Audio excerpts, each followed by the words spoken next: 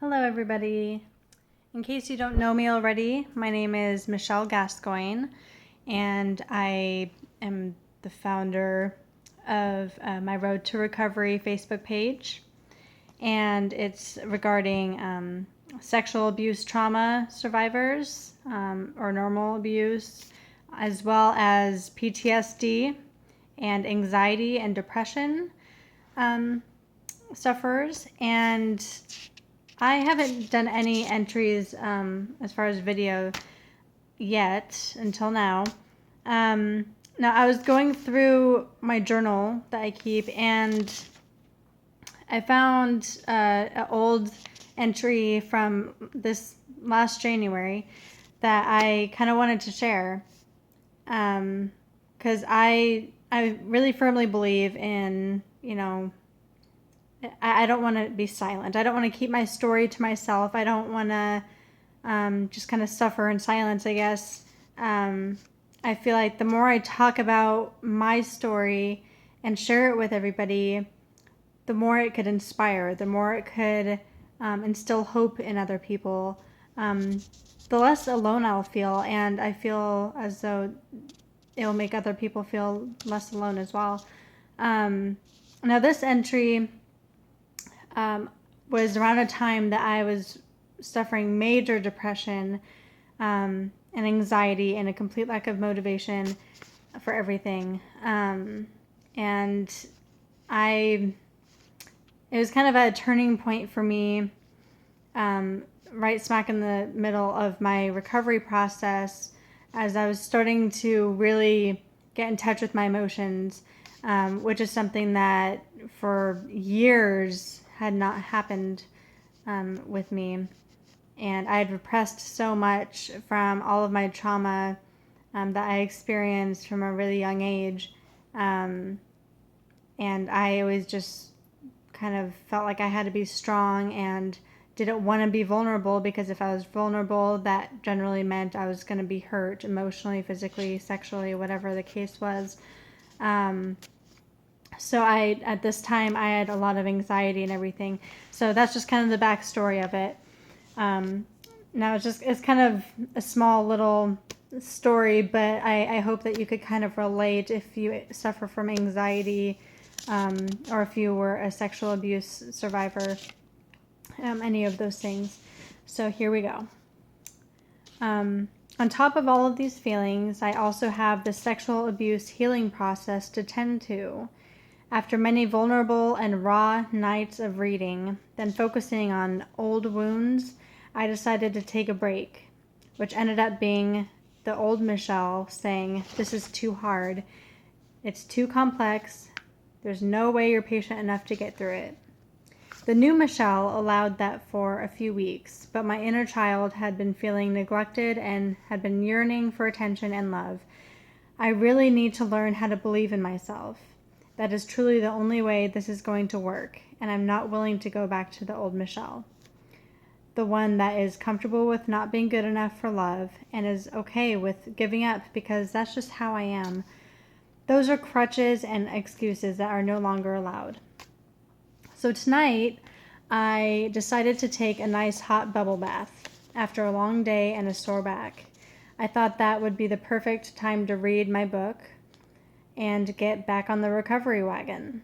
It made me feel vulnerable to read that book and get better all at once. And Kevin came in and handed me a gift. And with me being depressed and having anxiety issues and stuff for a while, and with him working a lot, it just kind of caught me off guard as far as having something spontaneous and romantic like that. And so that created a lot of emotions, a whole flood of emotions for me, which I couldn't explain which emotions they were. So we started talking about what was on my mind. Then I felt my heart beat harder and faster. I felt anxiety. I felt hot and sweaty. I asked him to get me cold water, but before those words could even completely come out of my lips, I burst into tears.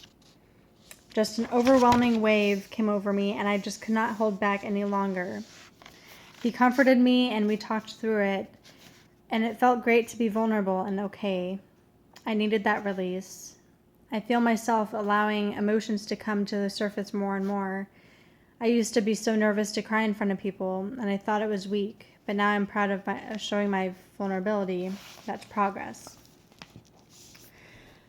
Now, something I've learned with my recovery is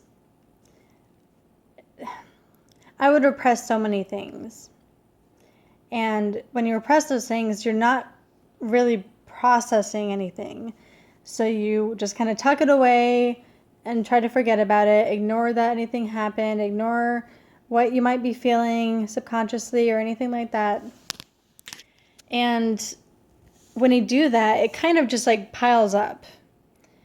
And so it kind of comes out in spurts out of nowhere when you least expect it, or it will make you extremely depressed and have anxiety issues and have PTSD and have all of these issues, which I have all of those. Now, something my therapist told me is if you start feeling something, whatever it might be, whether it's happiness or anger or sad or anxiety or whatever it is, just kind of let yourself feel it and pay attention to what caused it. Pay attention to how you're feeling. Pay attention to the thoughts that are going through your mind at the time, because that will teach you a lot. And I had never done that before, but it seemed like the more I kind of dove into my recovery, the more I kind of started expressing how I felt about certain things that happened to me. The more I talked about it, the more I read my book about it. It seemed like the more often I would become emotional and actually really process and feel everything. Like it got to a point where I was crying like randomly all the time. And at first I was really scared about it because I wasn't used to being emotional. I was still kind of like hesitant because I felt embarrassed to cry, or I don't know, I wasn't used to really feeling everything. I was so used to kind of going numb emotionally. But it got to a point where I started really feeling stronger because of it. And I think part of that is when I was crying and actually letting myself feel everything, that was healing. That right there is growing and healing and really actually recovering. And I had not experienced that before. And it's been a huge thing for me. And I think another big part of it was having someone that loves me and encourages me and supports me through this insane recovery. Especially sexual abuse recovery is so hard, especially when you have anxiety and PTSD linked to it. Because then that affects you intimately. It affects pretty much every aspect of everything. And my husband, Kevin, he's been so supportive and so patient and wonderful. And so anytime I get emotional or anxious or anything, he's right there just trying to get me comfortable, trying to help me realize that I'm safe and that I'm okay, that he loves me and everything. And that's a huge thing too. If you're with somebody that is not like that, that's probably part of your issue. If you're having anxiety or if your PTSD is getting really bad or anything like that, it's probably partially because of how your spouse is handling it as well. And that a lot of times isn't necessarily their fault. You need to educate your spouse on how to support you because it's really hard for them. It's obviously hard for the survivor of the trauma, but I can't even imagine what they have to go through being as patient and understanding as they should be, I guess. So that's a big thing as well. Now, I guess my real goal with this is to kind of inspire anyone that I can with my story who's also going through any of the same things. But also just, I know I'm not alone. I've had way too many other women and some men kind of confront me and let me know their story.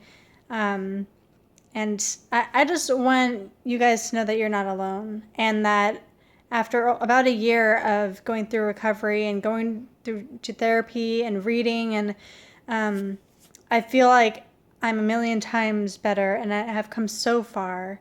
I would have anxiety attacks all the time. I just was super depressed for a really long time. And I feel like I'm much better now. And that's after, obviously, a bit of therapy, the EMDR treatment. I feel like I'm in a whole different place mentally. But I mean, I want you guys to know that there is hope, because I didn't think that there was when I started. I thought it was going to be the longest road to recovery, so to speak. And I didn't think I could do it. And that's where I was wrong, and that's where you are wrong if you think that too, because as long as you just focus on it and read about it and go to therapy, just even thinking about it or talking about it, that's processing what you've been through, and that's healing. It's not technically difficult when you think of what you have to do. The difficult part is the things that you have to focus on. It's uncovering old wounds and kind of rehashing those memories and everything else. And as well as triggers become stronger when you're kind of really focusing on the memories and stuff. But then that kind of slowly dissipates as you heal a little more. But like I said, my story is, I'm putting it out there to really inspire and help anyone I can. And really, I just want you guys to know that it's courageous and it's strong to really allow yourself to be vulnerable, and just know that you are okay. You'll be okay if you let yourself be vulnerable. And if you have any questions or anything, any stories you want to share, please comment underneath the video or message me or email me. My email's on my profile. And I hope to hear from you guys soon, and good luck. Thanks.